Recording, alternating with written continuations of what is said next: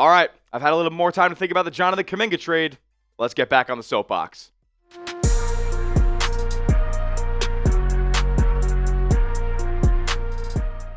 What's going on, Dub Nation? You're watching Warriors Today by Chat Sports. I'm your host, Tyler Smith, and these two clowns ruined everything. Bob Myers a little bit too. We are just about, 12 hours removed from the Jonathan Kuminga trade going down, and it is just the latest in the absolute crumbling of this franchise led by the front office right here. The Golden State Warriors traded Jonathan Kuminga and Buddy Hield for Kristaps Porzingis. After years of turmoil and awkwardness and passing up on moves that were right in front of you, they go out and get a guy who doesn't play basketball. They went out and got a guy who has a life-altering disease. They went out and they traded a player who they willingly didn't play for a player who wants to play but can't. And it was a pure salary dump at the end of the day. Whether it's a pure salary dump or a rental, Kristaps Porzingis is on a 1-year, $30.7 million contract. His money comes off the books at the end of the year. This is a purely financial move by Joe Lacob, by Mike Dunleavy, and they told Steph to screw off. They told Steph, F you, we're not giving you a shot. That's all Steph has asked for. That's all Steve Kerr has asked for. We just want a shot. And Joe Lacob, Mike Dunleavy, and the people up top in the front office have not given you that. We're going to break down more wrongdoings by this franchise on today's show because I just had to get on here and talk a little bit more about this nonsense that's going on with this franchise. But make it known for me down below. If you think Joe Lacob and Mike Dunleavy are clowns, absolute clown show running this franchise, just do one thing for me. Go down below and hit that like button and join us at 10 a.m. PT for trade deadline coverage live here at Warriors Today. All right, so let's talk about Porzingis first here because, look, Porzingis has been a good player in his NBA career when he's been on the floor. And it was a trend for a long time that Porzingis and his lower body couldn't stay healthy. But now it's even more than just that. In a perfect world, Porzingis is a phenomenal basketball fit. When you think about the ability to protect the rim, when you think about the ability to shoot from anywhere, and when I mean anywhere, it's anywhere on the basketball court. Like, Porzingis would be an awesome fit for the Golden State Warriors. But how often is he even going to play for the Golden State Warriors? There is, 30 games remaining in the NBA season? Porzingis has barely played half of 30 games so far this year. It's been a trend his entire career. In terms of missed games for Kristaps Porzingis, it goes as follows. In his second year of his career, because he did play 72 games his rookie season, 16 games missed. Then, there we go. 34 games missed. Then he tears his ACL, and he misses the entire season. And then we get the two shortened seasons around the pandemic, and he misses 18 out of 75 in 2020 and 32 out of 75 in 2021. Misses 31 games in 2022. Hey, 17 more in 2022, 2023. Not too bad there. That's why the Celtics traded for him and won a championship. But he still missed 25 games. And that doesn't even count the games that he missed in the postseason. He missed 3 full series damn near. And then he missed 40 games last year, and he's missed 35 out of 52 possible games for the Atlanta Hawks this year. He's played in just 17 basketball games. Why is this? He literally can't be on the basketball court. This developed around late last season. It deteriorated him in the playoffs. It has deteriorated him up to now. Not only does he have an autoimmune disease called POTS, but now he has Achilles tendonitis too.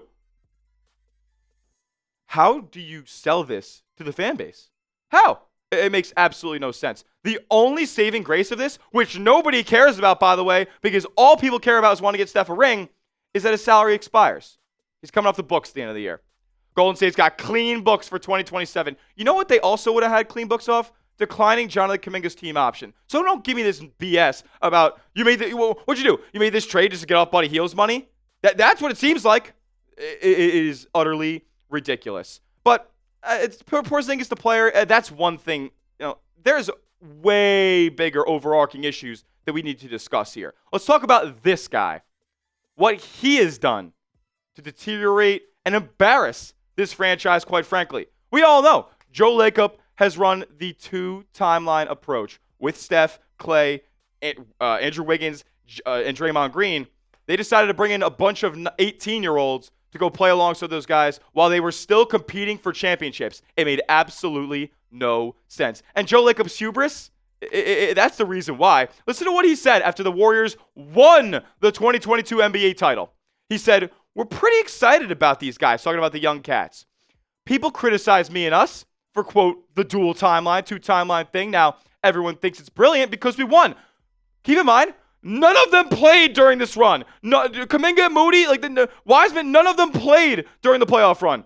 I would think the fans, like us, we don't want to have a span of 5 or 10 years where we're not good. We want to try to win championships. We did it. We're going to try to do it again this year, and at the same time, develop young players who can eventually continually take more and more minutes as the older guys start to take less of a role." Those older guys are still playing the same exact role. Brandon Podziemski sucks. Jonathan Kuminga sucked and never fit on the roster. Moses Moody, not as good as the guys who were drafted right behind him. James Wiseman, you could argue that pick was what set this whole thing into motion and how bad that was. And Joe Lacob's fingerprints have been all over every single aspect of that. And then he had the absolute gall to say to the media, there's no such thing as the two timelines. This is when he was getting criticized for it, and he realized that this was a massive mistake, and his pride and his ego put the Warriors in an awful position. He lied to the media's faces. That's what he does. Joe Lacob is a liar. He's a liar. And it's embarrassing that he's able to run a franchise as prestigious and one that houses a top 10 player of all time in Wardell Stephen Curry. Let's look at the two timelines a little bit more at a glance here. 2020, James Wiseman, the number 2 overall pick, turns into the corpse of GP2.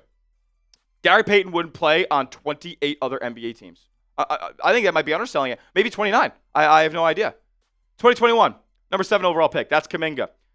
Somehow, some way, through all the turmoil, through all the passed up trades that you had, that turns into the literal corpse of Kristaps Porzingis. He can't play basketball. Oh, Jordan Poole. Yeah, I know we all love this trade. And I don't even mention the fact that they sent over Ryan Rollins in this deal, who's a legitimate rotation player in this league now. Jordan Poole in the 2022 first-round pick turns into 58 games of the corpse of CP3. 2023 pick turns into Brandon Podziemski. I had to throw that on there because he just stinks. And then the 2024 first-round pick was traded to the Memphis Grizzlies with Andre Iguodala to make room for D'Angelo Russell. Guys, do you know how bad this is? Guys, people get fired for this. People get fired for this. And then the Warriors just get to sit there and keep counting their dollars, Joe. Keep counting your dollars. Keep raising those ticket prices at the Chase Center, Joe. Ridiculous. You should have traded as many of them as possible. And not after the fact. You should have packaged every single pick you had in the treasure chest to go get a star. They never did that. They decided to run the two-timeline approach. They drafted bums, and now we're in the spot that we are in now. And it's so funny because he still had the chance to right his wrongs. There were so many opportunities out there to improve this roster and trade away Jonathan Kaminga, but his pride and his hubris and his ego wouldn't let him do it. And now we got Kristaps Porzingis for it. What a joke. Look at the players that he passed up on. Siakam, we have documented proof of that.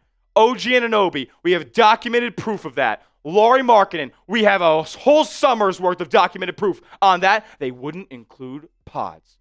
Alex Caruso, we have documented proof of that. And Malik Monk in a first-round pick. Look, I get it. He has more money down the line, but he will contribute more to this team than Kristaps Porzingis will.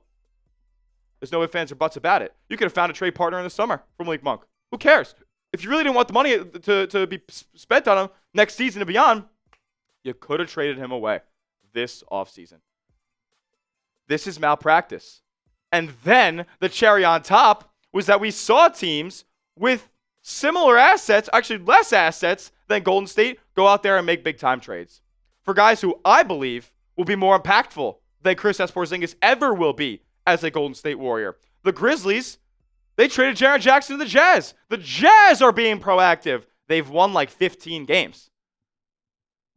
This is mind-boggling to me. I get it. You maybe don't want to pay Jaren Jackson Jr. those big-time numbers, but guess what? There's too many players on this Warriors roster that cannot dribble and cannot score. Jaren Jackson Jr. could do both those things and defend at a high level. And then we saw Anthony Davis get traded to the Washington Wizards. And I get it. I've said and been on record on the show saying I don't want Anthony Davis. But guess what? If you're going to trade for goddamn Porzingis, then Bring Anthony Davis here. What are we doing?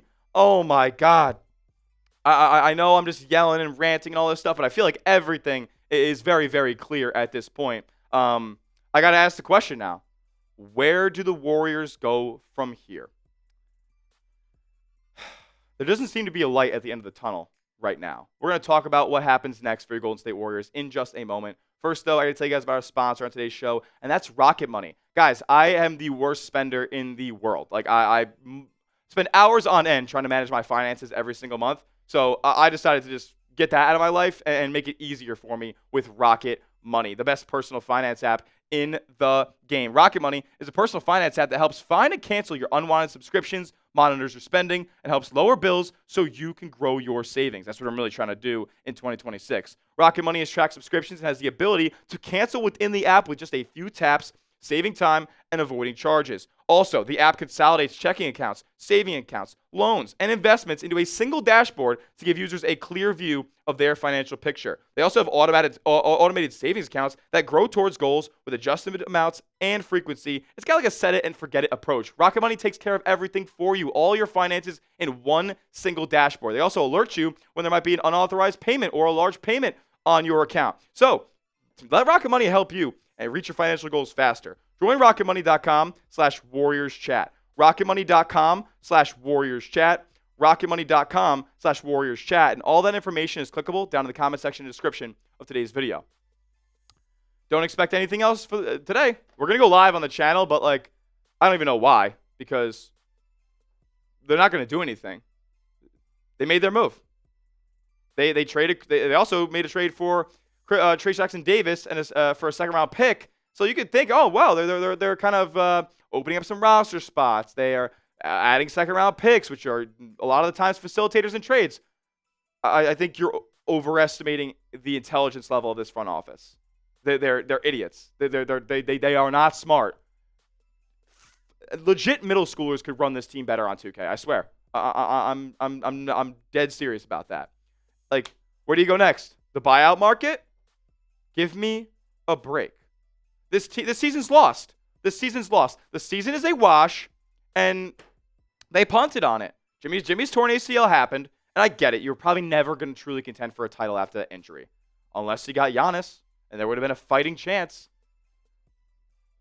It's so bad. This trade was for 2026, 2027, where the Warriors books, like, they're going to be cleaner. But guys, I'm going to show you what this team might look like next season, and you are going to be appalled. Let's look at the cap table right now with the addition of Kristaps Porzingis. The Warriors are under the first apron, still a taxpayer, but they can easily get under the tax by the end of the season and into the summer. And then you can shout out to my guy GSW CBA on this one, because he's always putting together great cap stuff for Golden State. And then he gave a little bit of an example of a projection for what this team could look like next season. With Draymond Green and Al Horford accepting their player options, we could potentially see an Al Horford salary dump at the trade deadline, because what's the real use of having Porzingis and Horford on the squad together? But you also have Quinton Post re-signing for about $8 million.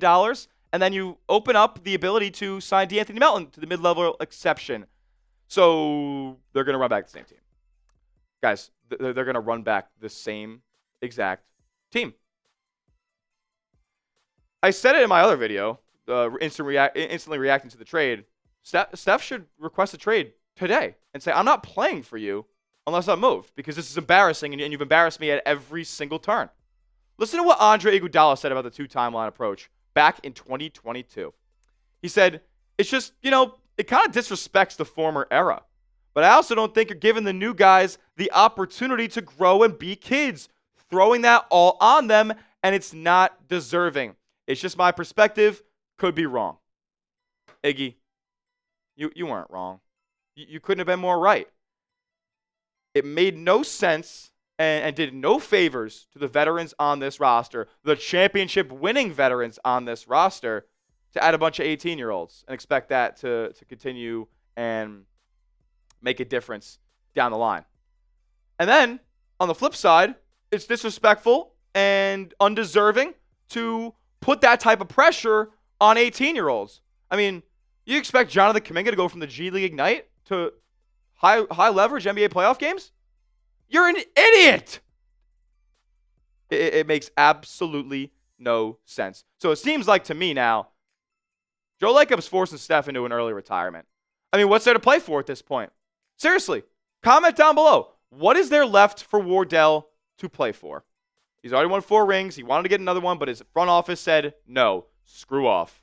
So it sucks, man. But I want this to be known loud and clear, and I want people to know that it's Joe Lacob's fault. The guy who also didn't want to give him an extension, a max extension, in 2017 when he's coming off back-to-back MVPs. This has been a plan from Joe Lacob for 7 years.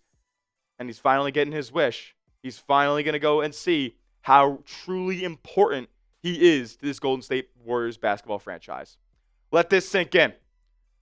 He will not play another meaningful basketball game again. Okay? I don't want to be doom and gloom too much, but as a Golden State Warrior, Wardell, Stephen Curry will never play a truly meaningful basketball game again. And that is a shame because he's playing at a top 5 level. That will do it for today's show. We're going to be live again later. Subscribe to the channel, youtube.com/WarriorsTV for the latest and greatest on your Dubs all season long. See you guys next time. And on our live show, as always, let's go Dubs.